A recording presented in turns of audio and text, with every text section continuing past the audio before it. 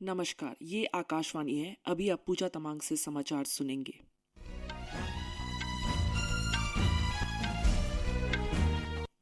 पहले मुख्य समाचार। रिजर्व बैंक की मौद्रिक नीति समिति ने लगातार 7वीं बार रेपो दर में कोई बदलाव नहीं किया है। पिछले चुनाव में कम मतदान प्रतिशत वाले 11 राज्य के निगमायुक्तों और चयनित चुनाव अधिकारियों के साथ निर्वाचन आयोग की बैठक जारी है। प्रधानमंत्री नरेंद्र मोदी आज राजस्थान के चूरू में पार्टी उम्मीदवार देवेंद्र झाझरिया के पक्ष में जनसभा को संबोधित कर रहे हैं। कांग्रेस ने लोकसभा चुनाव के लिए घोषणा पत्र जारी कर दिया है। ताइवान में आए भूकंप में मरने वालों की संख्या 10 हो गई है और 1000 से ज्यादा लोग घायल हैं। और अब समाचार विस्तार से। रिजर्व बैंक की मौद्रिक नीति समिति ने लगातार 7वीं बार रेपो दर में कोई बदलाव नहीं किया है। रिजर्व बैंक के गवर्नर शक्तिकांत दास ने आज द्विमासिक मौद्रिक नीति की घोषणा की और रेपो रेट को 6.5% पर ही रखा। उन्होंने कहा कि वित्तीय वर्ष 2024-25 में सकल घरेलू उत्पाद दर 7% पर रहने की संभावना है। पहली तिमाही में इसके 7.1%, दूसरी तिमाही में 6.9% तथा तीसरी और चौथी तिमाही में 7% पर रहने का अनुमान है। मौजूदा वित्तीय वर्ष में उपभोक्ता मूल्य सूचकांक मुद्रास्फीति 4.5% पर रहने की संभावना है। उन्होंने कहा कि अप्रैल 2022 के 7.8% की तुलना में मुद्रास्फीति में महत्वपूर्ण कमी आई है, लेकिन अब भी यह सरकार के 4% के लक्ष्य से अधिक है। रिजर्व बैंक के गवर्नर ने कहा कि 29 मार्च 2024 को भारत का विदेशी मुद्रा भंडार अब तक के सर्वोच्च स्तर 645 अरब 60 करोड़ डॉलर पर पहुंच गया है। पिछले 3 वर्षों की तुलना में वित्तीय वर्ष 2023-24 में भारतीय रुपये में सबसे कम उतार चढ़ाव रहा। इस दौरान विश्व की प्रमुख मुद्राओं में रुपया सर्वाधिक स्थिर रहा। पिछले चुनाव में कम मतदान प्रतिशत वाले 11 राज्य के निगमायुक्तों और चयनित चुनाव अधिकारियों के साथ निर्वाचन आयोग की बैठक जारी है।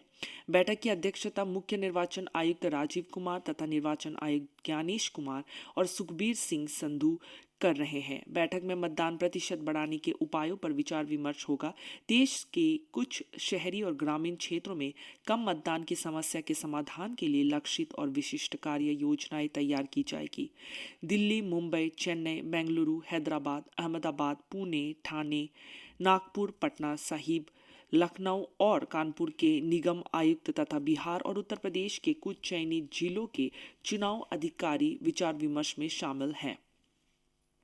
मुख्य निर्वाचन आयुक्त ने शहरी क्षेत्रों में मतदान के प्रति उदासीनता और ग्रामीण क्षेत्रों से पलायन के मुद्दे को कम मतदान प्रतिशत का कारण बताया है। 2019 के लोकसभा चुनाव में 11 राज्यों और केंद्र शासित प्रदेशों में मतदान प्रतिशत 67.40% के राष्ट्रीय औसत से कम रहा था। जिन 50 संसदीय सीटों में सबसे कम मतदान दर्ज हुआ, उनमें 17 महानगरों या बड़े शहरों के थे। यह आंकड़ा शहरी क्षेत्र में मतदान के प्रति उदासीनता दर्शाता है। मतदान प्रतिशत बढ़ाने की रणनीति तैयार करने के लिए कम मतदान वाले 9 राज्यों के 50 से अधिक ग्रामीण संसदीय निर्वाचन क्षेत्रों की भी पहचान की गई है। जम्मू कश्मीर को छोड़कर देश के अन्य भागों के लिए लोकसभा चुनाव के दूसरे चरण के नामांकन पत्रों की जांच आज शुरू होगी। जम्मू कश्मीर में नामांकन पत्रों की जांच कल होगी। दूसरे चरण के लिए नामांकन प्रक्रिया कल समाप्त हो गई। इस चरण में बाहरी मणिपुर लोकसभा निर्वाचन क्षेत्र के साथ 12 राज्यों और केंद्र शासित प्रदेशों में चुनाव इस महीने की 26 तारीख को होंगे। केरल की 20, कर्नाटक की 14, राजस्थान की 13, उत्तर प्रदेश और महाराष्ट्र की 8-8 और मध्य प्रदेश की 7, असम और बिहार की 5-5 सीटें, पश्चिम बंगाल और छत्तीसगढ़ की 3-3 सीटें, मणिपुर, त्रिपुरा और जम्मू कश्मीर की 1-1 सीट पर दूसरे चरण में चुनाव होगा। सभी राज्यों और केंद्र शासित प्रदेशों के उम्मीदवार सोमवार तक नाम वापस ले सकते हैं। देश के विभिन्न भागों में लोकसभा चुनाव प्रचार में तेजी आ रही है। भारतीय जनता पार्टी के वरिष्ठ नेता और प्रधानमंत्री नरेंद्र मोदी ने आज राजस्थान के चूरू में पार्टी उम्मीदवार देवेंद्र झाझरिया के पक्ष में जनसभा को संबोधित किया। प्रधानमंत्री की रैली को देखते हुए व्यापक सुरक्षा प्रबंधन किए गए हैं। मुख्यमंत्री भजनलाल शर्मा और केंद्रीय मंत्री अर्जुन राम मेघवाल जनसभा में उपस्थित थे। प्रधानमंत्री कल पुष्प कर जाएंगे, वहां वे नागौर और अजमेर संसदीय सीटों के पार्टी उम्मीदवारों के पक्ष में चुनाव रैली करेंगे। भारतीय जनता पार्टी के राज्य महासचिव जितेंद्र गोथवाल ने कहा कि पार्टी ने प्रधानमंत्री मोदी की चुनावी जनसभा को विजय संकल्प सभा नाम दिया है। केंद्रीय माध्यमिक शिक्षा बोर्ड सीबीएसई ने राष्ट्रीय शिक्षा नीति 2020 के अनुसार परीक्षा आकलन और मूल्यांकन विधियों में परिवर्तन किया है। इस नई पहल में सक्षमता आधारित प्रश्न अधिक होंगे, जबकि अभिव्यक्ति आधारित प्रश्न कम संख्या में होंगे। संशोधित दिशा निर्देश के अनुसार 11वीं और 12वीं कक्षा की परीक्षाओं में बहुविकल्पीय प्रश्न, स्थिति आधारित प्रश्न या किसी अन्य प्रकार के प्रश्न 40 से बढ़ाकर 50% कर दिए गए हैं। दूसरी ओर लघु उत्तर और दीर्घ उत्तर प्रश्नों सहित अभिव्यक्ति आधारित प्रश्न 2024-25 सत्र की परीक्षाओं में 40% से घटाकर 30% कर दिए गए हैं।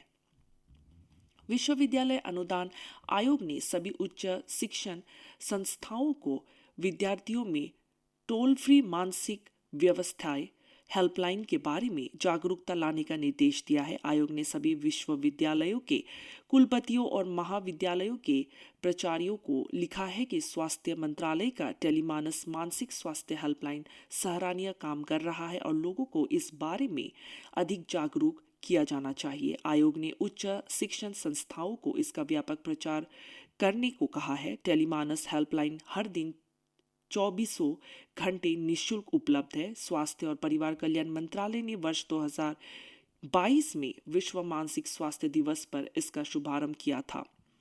कांग्रेस ने लोकसभा चुनाव के लिए घोषणा पत्र जारी कर दिया है। पार्टी अध्यक्ष मल्लिकार्जुन खड़गे तथा वरिष्ठ नेता सोनिया गांधी और राहुल गांधी द्वारा आज नई दिल्ली में जारी घोषणा पत्र में प्रतिदिन 400 रुपये की न्यूनतम मजदूरी की गारंटी, प्रत्येक गरीब परिवार को प्रतिवर्ष 1 लाख रुपए, केंद्र सरकार की नौकरियों में महिलाओं के लिए 50% सीटों का आरक्षण, न्यूनतम समर्थन मूल्य की कानूनी गारंटी और राष्ट्रीय स्तर पर जाति आधारित जनगणना के वादे शामिल है। कांग्रेस ने अगले दशक में 23 करोड़ लोगों के जीवन में सुधार लाकर गरीबी समाप्त करने का भी वादा किया है। कांग्रेस अध्यक्ष मल्लिकार्जुन खड़गे ने कहा कि उनकी पार्टी का घोषणा पत्र पंच न्याय यानी न्याय के 5 स्तंभों पर आधारित है। यह स्तंभ है युवा, महिलाएं, किसान, मजदूर और आबादी प्रतिशत के अनुरूप अवसर। सर्वोच्च न्यायालय ने यूपी मदरसा शिक्षा बोर्ड अधिनियम 2004 को असंवैधानिक और धर्मनिरपेक्षता के खिलाफ बताने वाले इलाहाबाद उच्च न्यायालय के फैसले पर रोक लगा दी है। भारत के मुख्य न्यायाधीश DY चंद्रचूड़ की अध्यक्षता वाली 3 न्यायाधीशों की पीठ ने उच्च न्यायालय के फैसले को चुनौती देने वाली याचिका पर केंद्र और उत्तर प्रदेश सरकार को नोटिस जारी किया। आम आदमी पार्टी ने आरोप लगाया है कि मुख्यमंत्री अरविंद केजरीवाल को साजिश के तहत जेल में डाला गया है। आम आदमी पार्टी नेता संजय सिंह ने मीडिया को जानकारी देते हुए बताया कि सांसद मंगूथा रेड्डी को केजरीवाल के खिलाफ गलत बयान देने के लिए कहा गया था और जब उन्होंने इससे इनकार किया तो उनके बेटे राघव रेड्डी को गिरफ्तार कर लिया गया। उन्होंने कहा कि लगातार पूछताछ के बाद राघव रेड्डी अपने बयान से पलट गए और आप नेताओं के खिलाफ एक बड़ी साजिश का हिस्सा बन गए। इसी बीच भारतीय जनता पार्टी के दिल्ली प्रदेश अध्यक्ष वीरेंद्र सचदेवा ने कहा कि आम आदमी पार्टी के नेता शराब घोटाले में लगातार भ्रामक बयान दे रहे हैं। उन्होंने कहा कि संजय सिंह को जमानत मिल जाने से मुकदमा खत्म नहीं हुआ है। उन्होंने आम आदमी पार्टी के नेताओं से सवाल किया कि अगर शराब नीति सही थी तो दिल्ली सरकार द्वारा उसे क्यों बदला गया। भारत और बांग्लादेश के बीच महादीपुर सोना मस्जिद बंदरगाह से होने वाला व्यापार ईद और पोएला बैसाख को देखते हुए 8 अप्रैल से 1 सप्ताह के लिए बंद रहेगा।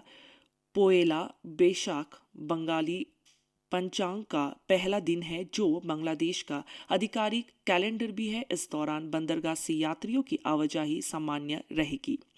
ताइवान में आए भूकंप में मरने वालों की संख्या 10 हो गई है और 1000 से ज्यादा लोग घायल है। इस सप्ताह की शुरुआत में आए भूकंप से सर्वाधिक नुकसान पर्वतीय हुलियन क्षेत्र और राजधानी ताइपे में हुआ है। इसी के साथ ये समाचार बुलेटिन समाप्त हुआ। नमस्कार।